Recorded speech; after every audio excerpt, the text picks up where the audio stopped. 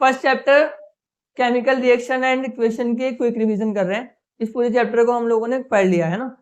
देखो chemical reaction और equation को मैंने आपको बताया था कि हम लोग दो पार्ट में डिवाइड करेंगे। सबसे पहले पढ़ेंगे कि केमिकल रिएक्शंस क्या होती हैं, और फिर केमिकल इक्वेशंस के बारे में देखेंगे, और फिर आगे हम लोगों ने देखा था टाइप्स ऑफ केमिकल रिएक्शंस को।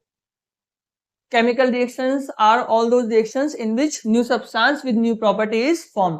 वह सभी रिएक्शन जिसमें नया सब्सटेंस नई प्रॉपर्टी के साथ बनता है उन्हें क्या बोलते हैं? केमिकल रिएक्शंस बोलते हैं। जितनी भी केमिकल रिएक्शंस होती हैं उसमें केमिकल चेंजेस देखने को मिलते हैं और वो जनरली इरिवर्सिबल होती हैं। अगर हम लोग बात करें केमिकल चेंजेस की, तो केमिकल चेंजेस क्या होते हैं? Change in colour, change in temperature, evolution of gas, formation of precipitate. ठीक है, ये सारे चेंजेस जो होते हैं इनको हम लोग क्या बोलते हैं? केमिकल चेंज बोलते हैं। हम लोगों ने इससे रिलेटेड हर एक चेंज से रिलेटेड एक एक केमिकल इक्वेशन को पढ़ा हुआ है, तो उसको एक बार आप लोग रिवाइज कर लेना। ठीक है, कि चेंज इन कलर की रिएक्शन, जैसे आयरन सल्फेट को जब मैं हिट करूंगा तो फेरिक ऑक्साइड, सल्फर डाइऑक्साइड और सल्फर ट्राइऑक्साइड बनेगा। तो जो आयरन सल्फेट होता है वो ग्रीन कलर का होता है और जो फेरिक ऑक्साइड होता है वो ब्राउन कलर का होता है। चेंज इन कलर हो गया। फिर चेंज इन टेम्परेचर में देखा था कि किस तरीके से जब कैल्शियम ऑक्साइड वाटर के साथ रिएक्ट करता है, जब कैल्शियम ऑक्साइड वाटर के साथ रिएक्ट करता है तो कैल्शियम हाइड्रोक्साइड की फॉर्मेशन होती है along with the release of heat, heat के रिलीज होने के साथ में। एवोल्यूशन ऑफ गैस में हम लोगों ने देखा था जब भी एसिड मेटल के साथ रिएक्ट करेगा उसमें फॉर्मेशन होगी किसकी? Hydrogen gas. Whenever acid react with any metal hydrogen is produce. ठीक है, हाइड्रोजन गैस जो होती है वो बनती है। फिर फॉर्मेशन ऑफ प्रेसिपिटेट में देखा था कि किस तरीके से बैरियम क्लोराइड और सोडियम सल्फेट मिलकर बैरियम सल्फेट और सोडियम क्लोराइड बनाते हैं, और यहाँ पर जो बैरियम सल्फेट होता है वो व्हाइट कलर का क्या होता है? बीपीटी होता है। सारे चेंज जो ये केमिकल चेंज है इनकी एक एक केमिकल रिएक्शन अच्छे से याद कर लेना आप लोग। ठीक है, फिर हम लोगों ने ये भी देखा था कि हमारी एवरीडे लाइफ में होने वाली कुछ केमिकल रिएक्शंस, जैसे cooking of food, rusting of iron, heating of lead nitrate, souring of milk. Souring of milk का मतलब मिल्क का फटना या फिर उसका दही में कन्वर्ट होना। ठीक है, और राइपनिंग ऑफ फ्रूट्स। ये सभी के सभी चेंजेस जो हैं वो हमारी एवरीडे लाइफ में होने वाले कुछ केमिकल चेंज हैं। देखो यहाँ पे लिखा है हीटिंग ऑफ लेड नाइट्रेट। जब भी हम लोग लेड नाइट्रेट को हीट करते हैं तो फॉर्मेशन होती है लेड ऑक्साइड, नाइट्रोजन डाइऑक्साइड और ऑक्सीजन की। ठीक है, इसमें ब्राउन कलर का जो होता है फ्यूम निकलता है। अच्छा, अब अगर हम बात करें कि केमिकल इक्वेशन क्या होती है, short symbolic representation of chemical reaction. किसी भी केमिकल रिएक्शन की शॉर्ट सिंबॉलिक जो रिप्रेजेंटेशन होती है उसको क्या बोलते हैं? केमिकल इक्वेशन बोलते हैं। ठीक है, जिस तरीके से जब हाइड्रोजन ऑक्सीजन के साथ रिएक्ट करता है तो वाटर की फॉर्मेशन होती है। ये मैंने स्टेटमेंट बोली, whenever hydrogen react with oxygen it results in the formation of water molecule। ठीक है, वाटर बनाने में हेल्प करता है। तो इसको मैंने शॉर्ट सिंबॉलिक फॉर्म में रिप्रेजेंट करा। ठीक है, अच्छा देखो लेफ्ट साइड में हमेशा कौन होते हैं? रिएक्टेंट होते हैं, और राइट साइड में कौन होते हैं? प्रोडक्ट। और जो एरो होता है वो प्रोडक्ट की तरफ इशारा करता है। इसके साथ में हम लोग उनकी फिजिकल स्टेट को भी लिखते हैं। ठीक है, जैसे हाइड्रोजन गैसेस स्टेट में, ऑक्सीजन गैसेस स्टेट में, और वाटर यहाँ पे लिक्विड स्टेट में हो जाएगा। ठीक है आपका। चलो नेक्स्ट देखो, फिर हम लोगों ने देखा था कि किस तरीके से किसी केमिकल रिएक्शन को बैलेंस करते हैं, और इसके अलावा हम लोगों ने ये भी पढ़ा था कि जो अनबैलेंस केमिकल इक्वेशन होती हैं उन्हें क्या बोलते हैं? Skeletal chemical equation. Unbalance chemical equation are called skeletal chemical equation. एक क्वेश्चन यहाँ से बनता है कि स्केलेटल केमिकल इक्वेशन को बैलेंस करना क्यों जरूरी है? To follow law of conservation of mass. Law of conservation of mass को फॉलो करने के लिए हम लोगों को किसी भी केमिकल इक्वेशन को बैलेंस करना कंपलसरी होता है। Now what is law of conservation of mass? This law states that mass can neither be created nor be destroyed in a chemical reaction. किसी भी केमिकल रिएक्शन में मास को ना तो क्रिएट कर सकते और ना ही उसे क्या कर सकते हम लोग? डिस्ट्रॉय कर सकते। ठीक है, ठीक है, देखो इसके अलग अलग स्टेप्स होते हैं, लेकिन मैंने आपको बताया था कि डायरेक्टली हम लोगों को करना है। ठीक है, रिएक्टेंट और प्रोडक्ट के नंबर जो होने चाहिए वो इक्वल होने चाहिए। एक को करके देख लेते हैं, जैसे लेड नाइट्रेट वाला कर लेते हैं ना।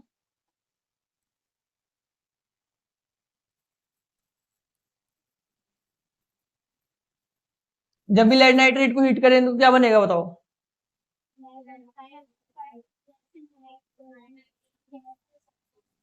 प्लस ऑक्सीजन, यही बनेगा। जब भी लेड नाइट्रेट को हीट करेंगे तो लेड ऑक्साइड नाइट्रोजन डाइऑक्साइड बनेगा और ऑक्सीजन बनेगा, ठीक है। तो देखो ऑक्सीजन कितने हैं, 1 2 3, 3 और 2 5, इधर ऑक्सीजन कितने 6 है, ठीक है। ऐसे काम नहीं बनेगा, ऑक्सीजन को 6 बना दिया मैंने, 2 4 6। अच्छा ऐसा करने से लेड भी 2 हो गए, तो यहाँ पे मुझे को 2 से करना पड़ेगा, ठीक है। अब ध्यान से देखना, मैं ऐसे नहीं लिख सकता Pb2NO3 ऐसे नहीं लिख सकता। क्यों नहीं लिख सकता, क्योंकि ये जो कंपाउंड बने हैं वो आयनिक कंपाउंड है ना, transfer of ions, transfer of electron से बने हैं और वो फिक्स होता है। आयनिक कंपाउंड का जो फॉर्मूला होता है, ठीक है, वो क्या होता है, फिक्स होता है, लॉ ऑफ कांस्टेंट प्रोपोर्शन वाले फॉर्मूले से, ठीक है। तो इसको हम चेंज नहीं करते, तो इसलिए मुझे आगे 2 लगाना पड़ेगा। आगे 2 लगाऊंगा तो NO3 में भी मेरे को 2 से क्या करना पड़ेगा, मल्टीप्लाई करना पड़ेगा। अगर मैं NO3 में 2 से मल्टीप्लाई करूंगा तो देखो नाइट्रोजन पहले कितने थे, 2 थे, 2 दूनी कितने हो गए 4, तो यहाँ पे भी नाइट्रोजन 4 बना देंगे, ठीक है। अभी ऑक्सीजन कितने हो गए, 3 दूनी 6, 6 दूनी 12, 2 4 दूनी 8, 8 और 2 10 और 2 12, ठीक है। तो दोनों तरफ क्या हो गए, बराबर हो गए। बस हमको ये देखना है कि रिएक्टेंट और प्रोडक्ट बराबर है या नहीं है तो कैसे भी करके करना है उसको बराबर। और कोई भी ट्रिक व्रिक आजमाओगे मतलब कंफ्यूज हो जाओगे बहुत ज्यादा। सिंपल सा तरीका है कि आपको किसी भी तरीके से रिएक्टेंट और प्रोडक्ट की तरफ नंबर को क्या करना पड़ेगा, इक्वल करना पड़ेगा, बस इसको देखना है आप, ठीक है। नेक्स्ट देखो,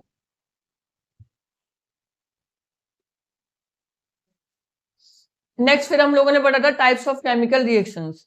टाइप्स ऑफ केमिकल रिएक्शन मैंने बताया था आपको, on the basis of heat and on the basis of product. Heat के बेसिस पर 2 टाइप की होती है, एक्सोथर्मिक और एंडोथर्मिक। एक्सोथर्मिक में हीट रिलीज आउट होती है और एंडोथर्मिक में हीट क्या होती है, एब्जॉर्ब होती है, ठीक है।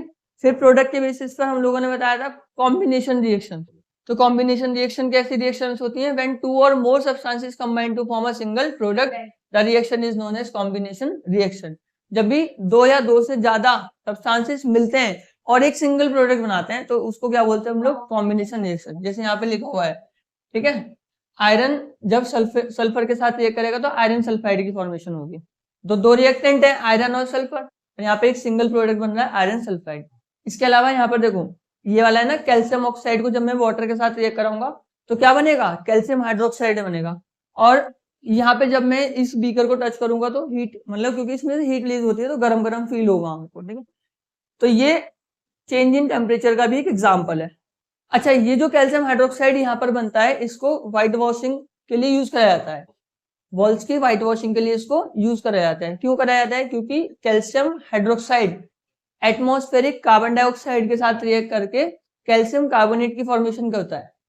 Calcium hydroxide combines with atmospheric carbon dioxide to form calcium carbonate and water और पानी। और ये जो कैल्शियम कार्बोनेट होता है ये दीवारों को क्या करता है, शाइनी सरफेस प्रोवाइड कराता है। इसलिए व्हाइट वॉशिंग के 2 से 3 दिन के बाद जो दीवारें होती है वो क्या लगने लगती हैं, चमकने लगती हैं, ठीक है। जेके बिल्ला व्हाइट पुट्टी का कमाल नहीं होता, वो किसका कमाल होता है, कैल्शियम कार्बोनेट का कमाल होता है। आया समझ में, ठीक है। नेक्स्ट देखो decomposition reaction. Decomposition reaction are those reaction in which a single substance decomposes to form 2 और मोर सब्सटेंस। मतलब ऐसी रिएक्शन जिसमें एक सिंगल सब्सटेंस 2 या 2 से ज्यादा सब्सटेंसेस में क्या होता है, डिकम्पोज हो जाता है, टूट जाता है। और यहाँ पर वही वाली रिएक्शन है लेड नाइट्रेट वाली, है ना। लेड नाइट्रेट को जब हम लोग हीट करते हैं तो लेड ऑक्साइड नाइट्रोजन डाइऑक्साइड और ऑक्सीजन की फॉर्मेशन होती है। और इसमें जो ब्राउन कलर की जो फ्यूम्स निकलते हुए दिखाई दे रहे हैं आप लोगों को, ये किसके फ्यूम्स हैं, नाइट्रोजन डाइऑक्साइड के। लेकिन ये वो वाली नहीं है, ये आयरन सल्फेट वाली है, ठीक है। आयरन सल्फेट के क्रिस्टल को जब हम लोग हीट करते हैं तो फेरिक ऑक्साइड बनेगा, सल्फर डाइऑक्साइड बनेगा और सल्फर ट्राइऑक्साइड बनेगा, ठीक है। जो सल्फर डाइऑक्साइड होता है उसमें से सड़े हुए अंडे की, रॉटन एग की फाउल स्मेल आती है, ठीक है। और जो फेरिक ऑक्साइड होता है वो किस कलर का होता है, ब्राउन कलर का होता है। इसके अलावा और चीज आपको ध्यान क्या रखनी है कि जो आयरन सल्फेट होता है, जो फेरस सल्फेट सॉल्यूशन होता है, उसमें 7 मॉलिक्यूल ऑफ वाटर की प्रेजेंस होती है जिसकी वजह से वो ग्रीन कलर का होता है। सेकेंड चैप्टर में हम लोग पढ़ेंगे कि कोई भी सॉल्ट उसमें प्रेजेंट वाटर मॉलिक्यूल की वजह से ही उसका कलर या शेप आती है। किसी भी सॉल्ट की शेप और कलर उसमें प्रेजेंट वाटर मॉलिक्यूल की वजह से ही आती है। और आयरन सल्फेट के अंदर में क्या होते हैं, 7 मॉलिक्यूल ऑफ वाटर होते हैं, इसलिए वो ग्रीन कलर का होता है। जब हम उसको हीट करते हैं तो पहले वो कलरलेस होता है क्योंकि वाटर इवेपोरेट हो जाता है। उसके बाद जब on further heating it decomposes to form ferric oxide, sulphur dioxide and sulphur trioxide. ये जो फेरिक ऑक्साइड होता है ये किस कलर का होता है, ब्राउन कलर का होता है। आगे समझ में सबको। मैंने बताया था आपको डिकम्पोजिशन रिएक्शन 3 तरीके की होती है, थर्मल, इलेक्ट्रिक और फोटोलाइटिक। जो थर्मल होती है मैंने अभी बता दिया। इलेक्ट्रिक में हम लोगों ने वाटर वाला करा था एक एक्सपेरिमेंट की, जब वाटर को इलेक्ट्रोलाइज करते, मतलब वाटर के अंदर जब इलेक्ट्रिसिटी पास करते तो वो डिकम्पोज हो जाता है हाइड्रोजन और ऑक्सीजन में। जब वाटर के अंदर इलेक्ट्रिसिटी पास करते तो वो डिकम्पोज हो जाता है हाइड्रोजन और ऑक्सीजन में। होता है कि नहीं होता? ठीक है। अच्छा, यहाँ पर एक क्वेश्चन अराइज होता है, वो बीकर था ना, जैसे देखो, जैसे ये बीकर है, इसमें टेस्ट ट्यूब्स है, इलेक्ट्रोड्स लगी हुई है, एक पॉजिटिव और एक नेगेटिव टर्मिनल पे लगी है। ठीक है। तो हाइड्रोजन जो होता है वो पॉजिटिवली चार्ज होता है और ऑक्सीजन नेगेटिवली चार्ज होता है। हाइड्रोजन पॉजिटिवली चार्ज होता है इसलिए वो नेगेटिवली चार्ज वाले इलेक्ट्रोड पे आएगा, और ऑक्सीजन नेगेटिवली चार्ज होता है इसलिए वो पॉजिटिवली चार्ज वाले इलेक्ट्रोड पे आएगा। तो यहाँ पर गैप था, बबल है ना, इस तरीके से। ठीक है। तो ये वाला जो गैप है, इस गैप का कितना है, दुगना है ना। तो ये शो करता है कि concentration of hydrogen in a molecule of water is twice the concentration of oxygen in that molecule of water. पानी में हाइड्रोजन की जो कंसंट्रेशन होती है वो दुगनी होती है ऑक्सीजन की कंसंट्रेशन से, इसलिए जो गैस है ये वो यहाँ पे डबल है और यहाँ पे हाफ है उसके। ठीक है, समझ में आया सबको? ठीक है। और ये बात का ध्यान रखना, हाइड्रोजन कहाँ पे आएगा और ऑक्सीजन कहाँ पे जाएगा, यहाँ से क्वेश्चन पूछता है। देखो, थर्मल डिकम्पोजिशन तो बता दिया मैंने आपको, इलेक्ट्रोलाइटिक बता दिया, एक फोटोलाइटिक था। फोटोलाइटिक में सिल्वर क्लोराइड और सिल्वर ब्रोमाइड, जब सिल्वर क्लोराइड या सिल्वर ब्रोमाइड सनलाइट के साथ रिएक्ट करते तो वो सिल्वर और क्लोरीन, मतलब सिल्वर क्लोराइड सिल्वर और क्लोरीन में डिकम्पोज होता है, और सिल्वर ब्रोमाइड सिल्वर और ब्रोमीन में डिकम्पोज होता है। अच्छा, यहाँ से एक क्वेश्चन और आता है कि क्यों इनको डार्क कलर की बॉटल के अंदर रखा जाता है। डार्क कलर की बोतल के अंदर इनको इसलिए रखा जाता है कि ये सनलाइट से रिएक्ट ना करें, to prevent them from reacting with sunlight. अगर सनलाइट से रिएक्ट कर देंगे तो क्या हो जाएगा, तो वो डिकम्पोज हो जाएगा सिल्वर और क्लोरीन में। ठीक है, तो हमारा प्रोडक्ट खराब हो जाएगा। तो देखो, फिर हम लोगों ने पढ़ा था डिस्प्लेसमेंट रिएक्शन के बारे में। Now what is displacement reaction? A reaction in which more reactive element displaces less reactive element.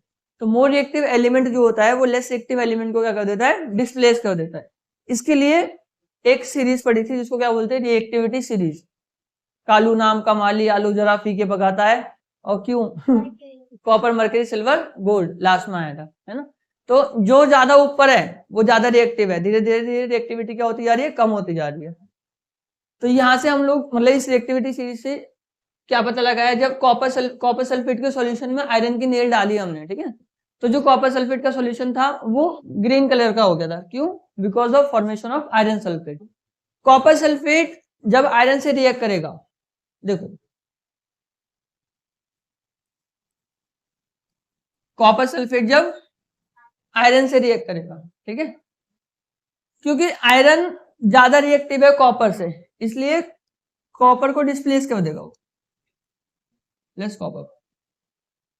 ठीक है, iron is more reactive than copper, so it will displace copper and results in the formation of iron sulphate और copper. ठीक है, copper की जो deposition होगी वो कील के ऊपर हो जाएगी, मतलब आयरन नेल के ऊपर हो जाएगी। और ये वाला जो सॉल्यूशन है वो किस कलर का होता है, ग्रीन कलर का होता है, और ये वाला सॉल्यूशन जो होता है वो ब्लू कलर का होता है। ठीक है। अच्छा, तो ये एक एग्जांपल होगी चेंज इन कलर का भी। क्वेश्चन अगर आता है give an example of chemical reaction showing change in colour, तो इसको बता सकते हैं, जब भी कॉपर सल्फेट सॉल्यूशन में आयरन की नेल को हम डिप करते हैं तो फॉर्मेशन होती है आयरन सल्फेट की और कॉपर की। तो जो आयरन सल्फेट सॉल्यूशन होता है वो किस कलर का होता है, ग्रीन कलर का, और जो कॉपर सल्फेट, मतलब सीबीएसई का फेवरेट क्वेश्चन है ये वाला। ठीक है, what happens when iron nail is dipped in copper sulphate solution? क्या होता है जब आयरन नेल को कॉपर सल्फेट के सॉल्यूशन में हम लोग डिप करते हैं? ठीक है, when iron nail is dipped in copper sulfate solution it results in the formation of iron sulfate and copper. The color of copper sulfate changes from blue to green. ठीक है, तो जो कलर होता है वो ब्लू से क्या हो जाता है, ग्रीन में चेंज हो जाता है। समझ गए सारे बच्चे?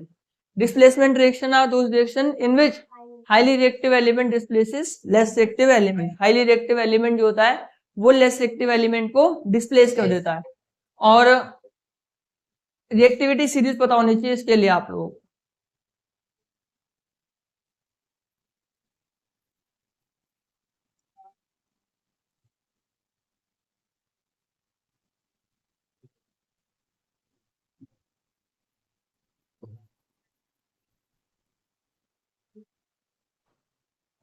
Potassium, sodium, calcium, magnesium, aluminium, zinc, iron, lead, hydrogen, copper, mercury, silver और गोल्ड।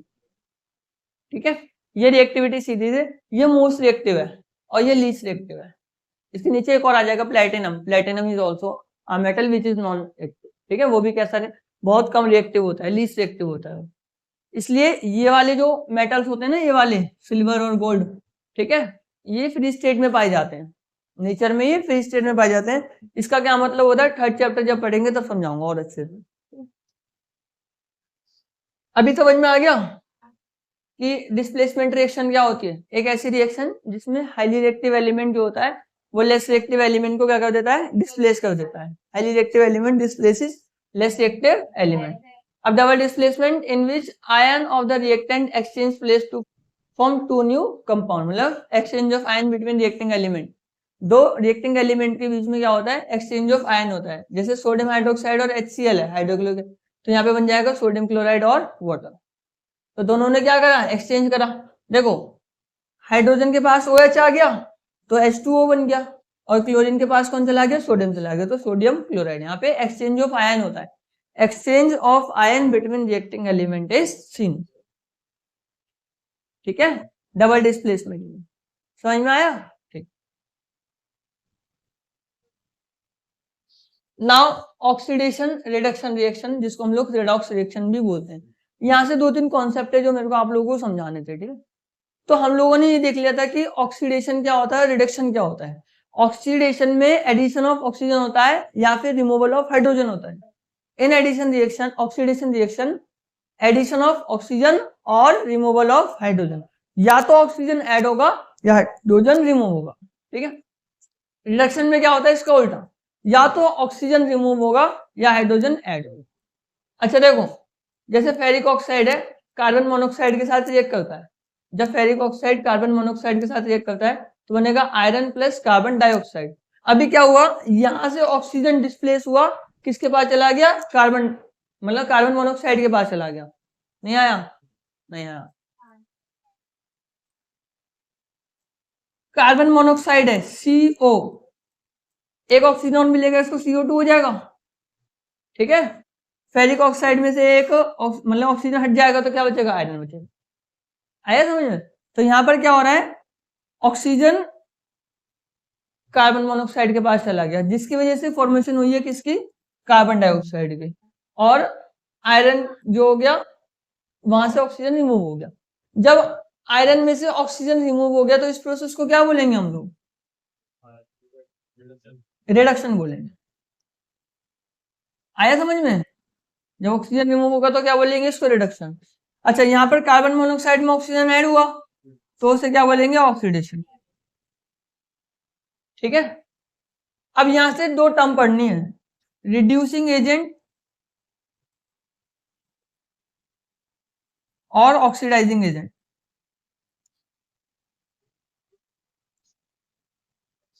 रिड्यूसिंग एजेंट और ऑक्सीडाइजिंग एजेंट, ये इंपॉर्टेंट है कि ऐसे बोल देगा, एक रिएक्शन दे देगा आपको और बोलेगा कि इसमें रिड्यूसिंग एजेंट बताओ और ऑक्सीडाइजिंग एजेंट बताओ क्या है। तो रिड्यूसिंग एजेंट वो होगा जिसके अंदर ऑक्सीडेशन हो रहा है। ध्यान से सुनना, रिड्यूसिंग एजेंट वो होगा जिसके अंदर ऑक्सीडेशन हो रहा है। ऑक्सीडेशन किसके अंदर हो रहा है, कार्बन मोनोऑक्साइड के अंदर हो रहा है, तो कार्बन मोनोऑक्साइड क्या हो जाएगा, रिड्यूसिंग एजेंट हो जाएगा। ठीक है, ऑक्सीडाइजिंग एजेंट वो होता है जिसके अंदर रिडक्शन होता है, वो कौन है, फेरिक ऑक्साइड।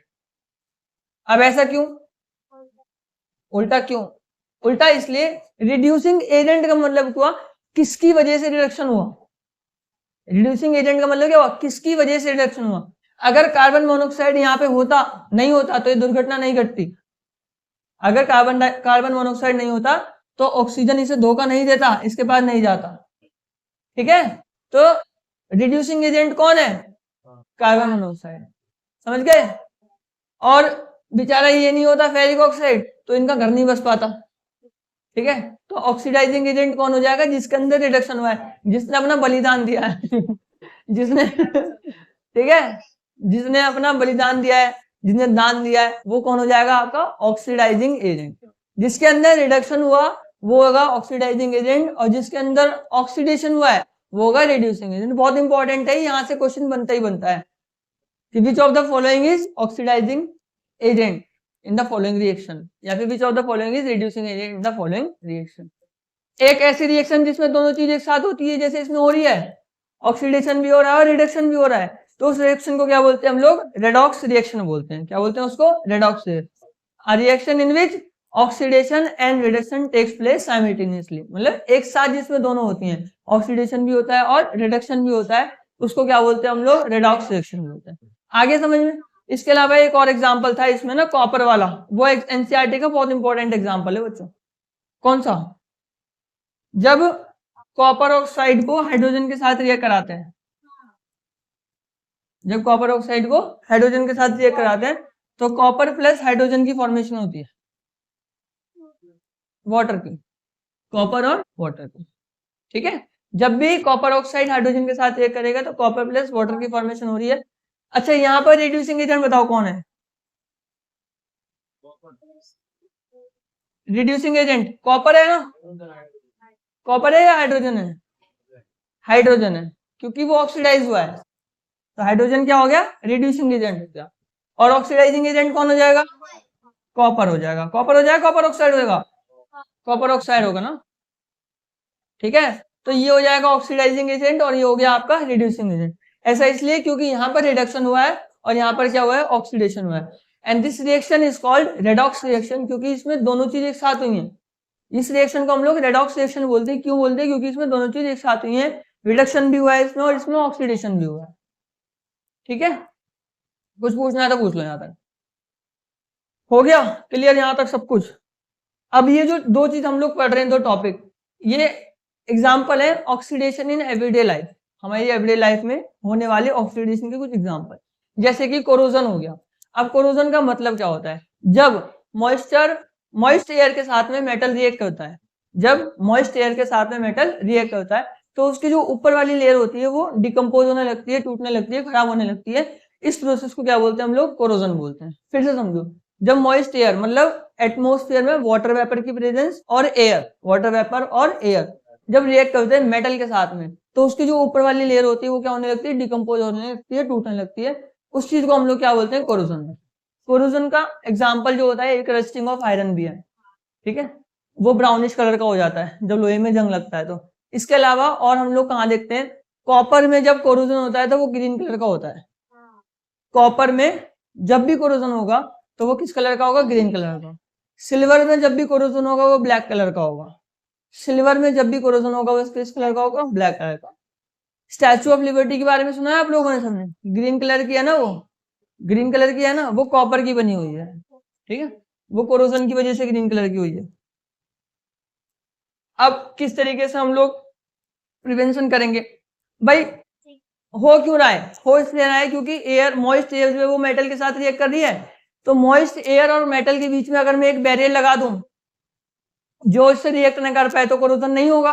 तो इसलिए हम उस पर पेंट कर देंगे, ग्रीस कर देंगे, कोई और एक मेटल की कोटिंग कर देंगे जो कि नॉन रिएक्टिव होता है या जिसमें कोरोजन बहुत स्लो होता है। ठीक है, ऐसा करके हम लोग कर सकते हैं। और ज्यादा डिटेल में थर्ड चैप्टर में पढ़ेंगे इसके बारे में। Now rancidity. अब रेंसिडिटी को हम लोग समझते हैं। देखना, चिप्स के पैकेट खुले हुए मतलब फूले हुए रहते हैं, फूले हुए चिप्स के पैकेट रहते हैं ना। कोई कोई चिप्स का पैकेट पिचका हुआ भी होता है ना। उस वाले चिप्स के पैकेट को खाना जो पिचका हुआ रहता है और वो वाला पैकेट खाना जो फूला हुआ रहता है, दोनों के टेस्ट में डिफरेंस होगा। जो पिचका हुआ रहता है वो जो है ना, हाँ, मतलब अजीब सा लगता है, उसका टेस्ट अच्छा नहीं होता। इवन खुले हुए चिप्स भी मिलते हैं, है ना, बाहर मंगल बाजार में ठीक है, तो उसे खा के देखना कभी आप लोग, तो उसका टेस्ट जो होता है वो अच्छा नहीं होता। खुली हुई नमकीन ले लेना। तो ऐसे इसलिए होता है क्योंकि जब ऑयली सब्सटेंसेस मतलब ऑयली प्रोडक्ट ये जो होते हैं, ऑक्सीजन के साथ रिएक्ट कर लेते हैं तो ये रेंसिड हो जाते हैं। क्या हो जाते हैं? रेंसिड हो जाते हैं। रेंसिड हो जाते हैं मतलब खराब हो जाते हैं ये, ठीक है। तो इससे प्रिवेंट करने के लिए एंटीऑक्सीडेंट का यूज करा जाता है। नाइट्रोजन गैस की फिलिंग करी जाती है इन पैकेट्स के अंदर, इसलिए ये फूले फूले होते हैं। देखा होगा ना 5 वाली लेज की चिप्स में 4 चिप्स निकलती हैं, बाकी हवा होती है। गिनती की 4 निकलती हैं और बाकी क्या होती है? हवा। तो पैसा 2.5 रुपए चिप्स के और 2.5 रुपए नाइट्रोजन गैस के ठीक है भाई। तो ये जो नाइट्रोजन गैस होती है जरूरी भी तो होती है हमारी सेहत के लिए, है ना। सेहत का ख्याल ज्यादा रखा जाता है, इसलिए लेज चिप्स खाना, खुली हुई चिप्स मत खाना, ठीक है। 2.5 रुपए की 4 होती है भाई, ठीक है, समझ गए। और इसके अलावा एयर टाइट कंटेनर में भी हम लोग रख सकते हैं, रेफ्रिजरेशन में कर सकते हैं उसको ऑक्सीडेशन से बचाने के लिए। बस ये मेन है कि ऑक्सीजन से रिएक्ट करने से बचाना है, कैसे भी करके बचाओ। अगर ऐसा कर लोगे तो खाना बचा रहेगा। ऑयलिंग मतलब पिकलिंग करते हैं, अचार बनाते हैं ना, तो वो भी लंबे समय तक चलता है। ऑयल की लेयर चढ़ा देते हैं उसके ऊपर में, है ना। और सॉल्टिंग भी करते हैं और उसके ऊपर शुगर भी करते हैं, है ना। मीट इंडस्ट्री में सॉल्ट और शुगर का यूज करा जाता है। मतलब जो मछली नहीं होती, मछली को सड़ने से बचाने के लिए उसके ऊपर नमक डाला जाता है, उसके ऊपर। ऐसी भैंसा मंडी में भैंसे के ऊपर में डालने करा जाता है, मतलब हाँ जेम्स बनाने तो रेंसिडिटी जो होता है जब ऑयली सब्सटेंस ऑक्सीजन से रिएक्ट करते हैं तो वो रेंसिड हो जाते हैं, मतलब नॉट एबल टू ईट, है ना, अनईटेबल हो जाते हैं। इसी प्रोसेस को क्या बोलते हैं? रेंसिडिटी बोलते हैं। और इससे प्रिवेंट करने के लिए हम लोग एंटीऑक्सीडेंट का यूज करते हैं। सिंपल सा कॉन्सेप्ट ये था। यहाँ हो गया आप लोगों को चैप्टर खत्म। और अगर कोई डाउट हो तो आप लोग पूछ लेना, नेक्स्ट क्लास में उसको जरूर बता दिया जाएगा, ठीक है।